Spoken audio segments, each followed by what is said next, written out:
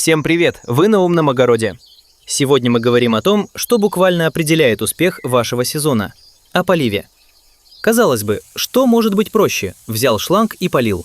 Но статистика беспощадна. 80% огородников делают одну и ту же критическую ошибку, которая лишает их половины урожая, провоцирует болезни и заставляет растения чахнуть на глазах. Вы кормите их удобрениями, бережете от вредителей, но если полив идет неправильно, все эти усилия уходят в пустоту.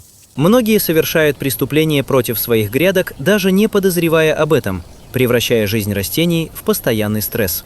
Сегодня мы разберем от А до Я, как настроить систему полива так, чтобы томаты наливались соком, огурцы не желтели, а деревья давали мощный прирост. Мы пройдемся по культурам, регионам и тем самым нюансам, которые отделяют любителя от настоящего профи. Оставайтесь с нами, сейчас вы узнаете, как поливать правильно. Давайте честно, многие из нас относятся к поливу как к наказанию. Схватил шланг, окатил все вокруг, вспотел, доволен, дело сделано. А потом томаты болеют, огурцы кривые, а соседка баба Зина ходит и ехидно улыбается. Так вот, чтобы не кормить вредителей и не выбрасывать деньги на ветер, давайте разберем базу без занудства. Ошибка номер 1. Полив в обед или как сварить свой огород. Выходите вы такие в разгар жары, солнце шпарит как прожектор, а растения поникли. Рука сама тянется к крану, чтобы напоить бедняк. Стоп, остановитесь. Поливать в обед – это как человеку в горячке прыгать в прорубь. Корни получают ледяной шок, капилляры спазмируются, растение впадает в ступор. А капли воды на листьях работают как микролинзы. Привет, ожоги. Плюс вода испаряется быстрее, чем вы успеваете моргнуть, оставляя после себя только корку на земле и размножающиеся грибки. В общем, в обед лучше дайте растениям отдохнуть в тени, а поливом займитесь либо на рассвете, пока мир спит, либо вечером, чтобы земля успела напиться, а листья просохнуть до ночи. Золотое правило подкормок. Сначала попьем, потом поедим. Запомните раз и навсегда. Кормить удобрениями по сухой земле – это как пытаться съесть ложку соли в пустыне. Вы просто сожжете корни. Удобрение – это концентрат, ему нужна среда для усвоения.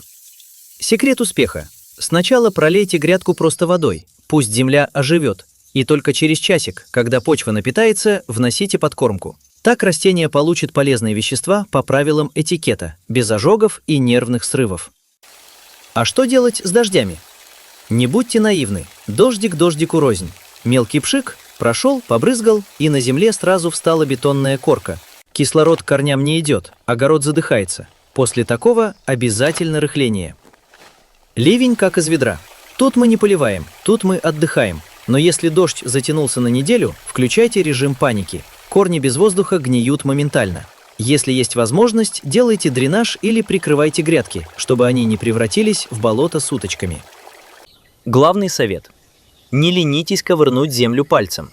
Если на глубине пары сантиметров сухо, значит пора к шлангу. А если там чавкает, лучше почитайте книжку. Природа сама справится. Кстати, признавайтесь, положа руку на сердце, кто из вас хоть раз в жизни поливал огород ночью с фонариком в зубах, потому что «ой, забыл днем»? Или, может, у кого-то есть ритуал полива с бубном? Напишите в комментариях самое странное или смешное, что вы делали ради спасения урожая. Давайте узнаем, кто у нас тут самый отчаянный садовод. А мы идем дальше, к самому интересному. Как поить каждую культуру по-своему, чтобы они не капризничали.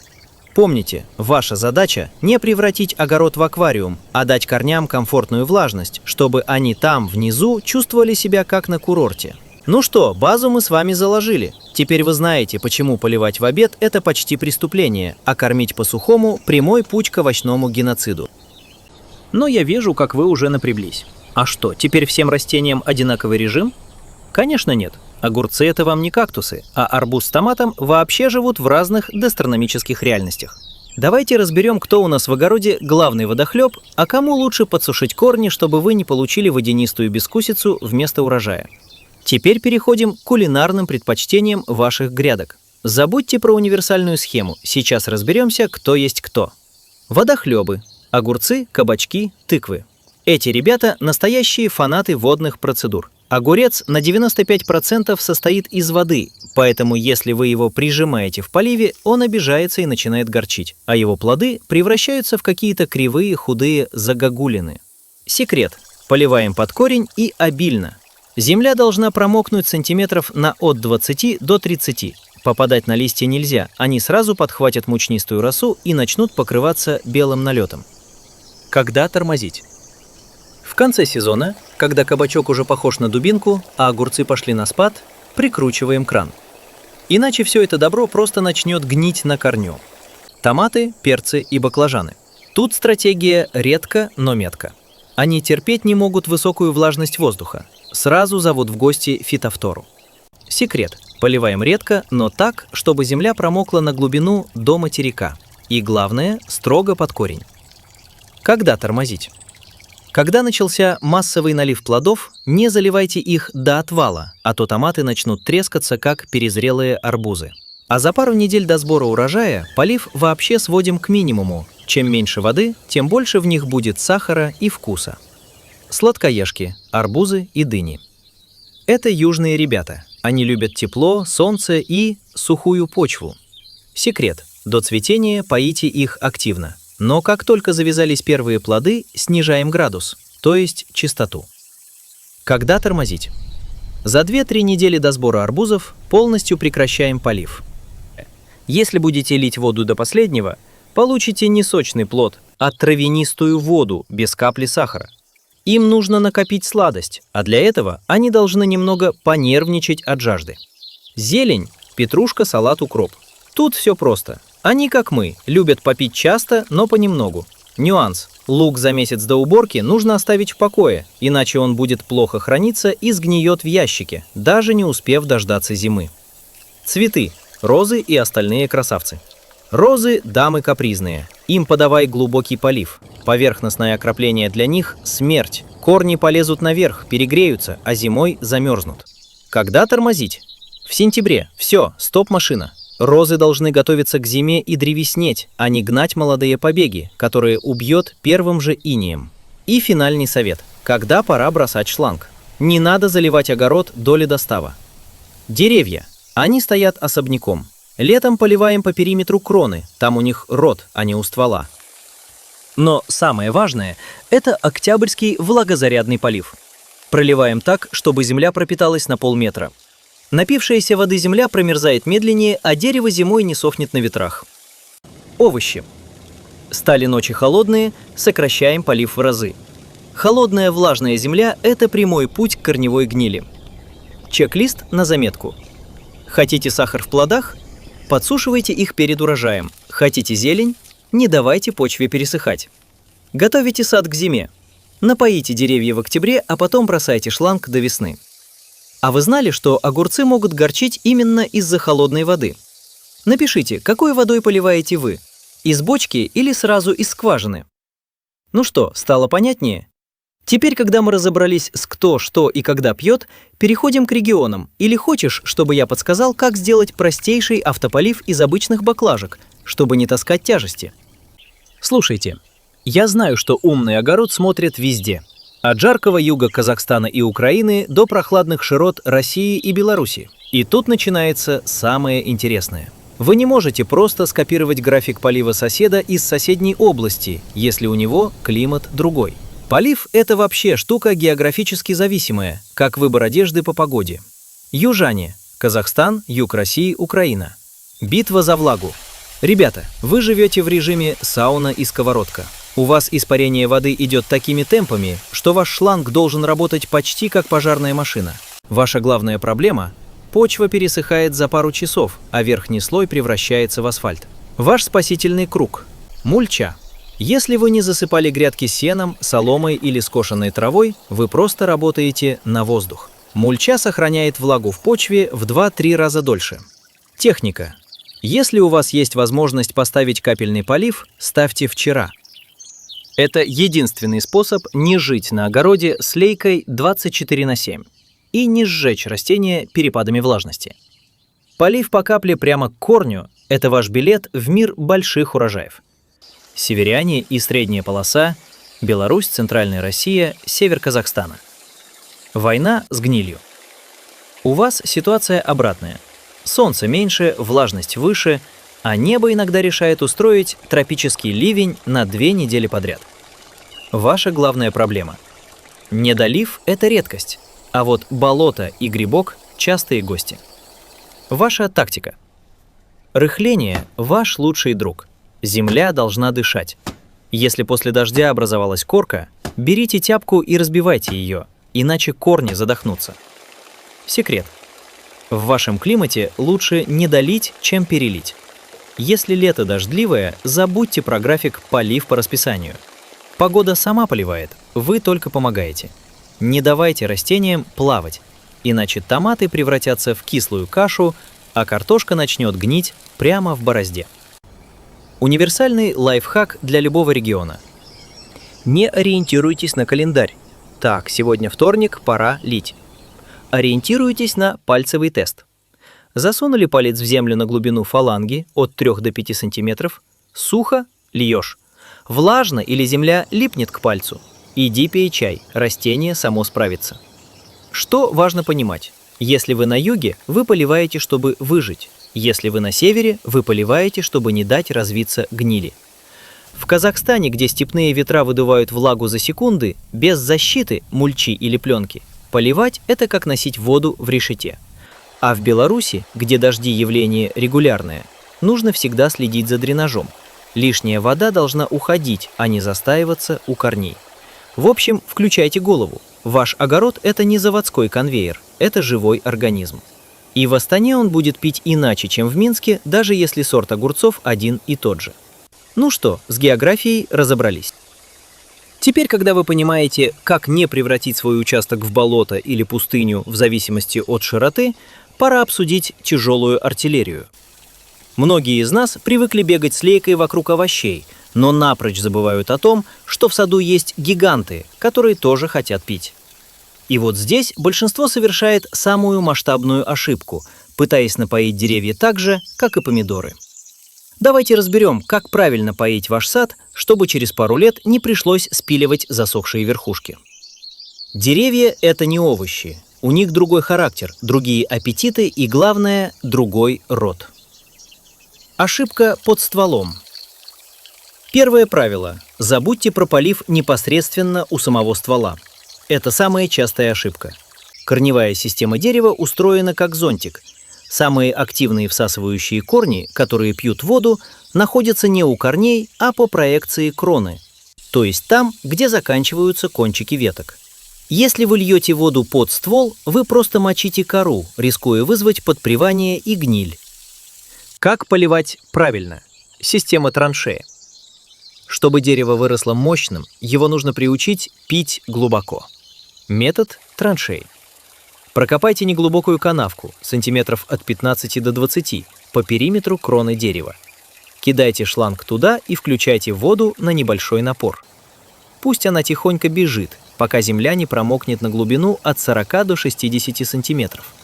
Это заставит корни расти вниз, к влаге, а не ползти по поверхности, где они пересохнут в первую же жару. Секрет больших урожаев. Обильный полив нужен в 3 этапа. Весной, когда просыпаются почки. В период завязи плодов, чтобы они налились, а не осыпались. Осенью – тот самый влагозарядный полив, о котором мы говорили. Это критически важно. Дерево, напитанное влагой перед зимой, перезимует гораздо лучше, так как внутриклеточный сок не даст тканям пересохнуть от морозов и ветра. Если дерево взрослое, у него корни ушли глубоко, и поливать его нужно редко, но очень обильно. Лучше 1 раз в 2 недели залить так, чтобы утопить весь приствольный круг, чем каждый день понемногу. Важный момент про мульчу. Приствольный круг дерева обязательно должен быть замульчирован. Скошенная трава, солома или даже щепа – это ваш щит. Она не дает почве превращаться в камень и удерживает влагу там, где она нужна, у всасывающих корешков. Ну что, теперь, когда мы разобрались с великанским поливом, переходим к лайфхакам. Можем обсудить, как сделать автополив из бутылок. Или сразу раскроем секреты мульчирования, которые сэкономят вам кучу времени и сил. Слушайте, если вы досмотрели до этого момента, значит полив стал для вас не просто рутиной, а настоящим искусством. Но давайте на чистоту. У кого есть лишние пара часов каждый вечер, чтобы бегать с лейкой? Правильно, ни у кого. Поэтому вот вам секретная папка с лайфхаками, которые сэкономят время, и список ошибок, которые исправлять потом дороже. Топ ошибок, чтобы не было мучительно больно. Полив по верхам. Если вы поливаете по чуть-чуть каждый день, корни ленятся. Они остаются у поверхности, где жарко и сухо. Пришел первый же зной, и привет, вялые растения. Правило. Лучше один раз от 3 до 4 дней, но так, чтобы земля промокла на глубину 20 плюс сантиметров. Пусть корни тянутся к центру земли, там всегда прохладно и влажно. Полив по листу в жару. Мы уже говорили, но повторюсь, это классика для развития грибка. Хотите фитофтору на томатах? Поливайте по листьям, особенно вечером, когда прохладно. Споры грибков скажут вам спасибо. Температура воды. Если у вас из скважины идет вода плюс 8 градусов Цельсия, а на улице плюс 30 градусов Цельсия, ваши огурцы испытают шок, сравнимый с прыжком в прорубь. Они закрывают поры и перестают расти на сутки. Лайфхак. Ставьте на участке бочки или еврокубы. Вода за день прогреется, растения будут вам благодарны. Мои любимые лайфхаки. Жизнь становится легче. Бутылочный автополив. Самый дешевый и рабочий метод для томатов и перцев. Берете 5-литровую бутылку, в пробке делаете от 2 до 3 маленьких отверстия, можно раскаленной иглой. Вкапываете ее рядом с растением, срезаете дно и вуаля! Вода уходит прямо к корням, а сверху вы просто доливаете воду в бутылку, не разводя грязь вокруг. Гидрогель – это вещь. Если вы живете там, где лето – это пустыня, купите пакетик гидрогеля, замочите его, добавьте в лунку при посадке. Он работает как аккумулятор. Впитывает воду при поливе, а потом потихоньку отдает ее корням. Растение само пьет, когда хочет. Мульча – ваш лучший друг. Если вы до сих пор оставляете голую землю, вы совершаете преступление. Земля на солнце – это испарение влаги плюс перегрев корней плюс сорняки. Накройте все сеном, соломой, скошенной травой. Под таким одеялом земля всегда рыхлая, влажная, и поливать можно в 2 раза реже. Это не шутка, это физика. Траншейный полив для деревьев.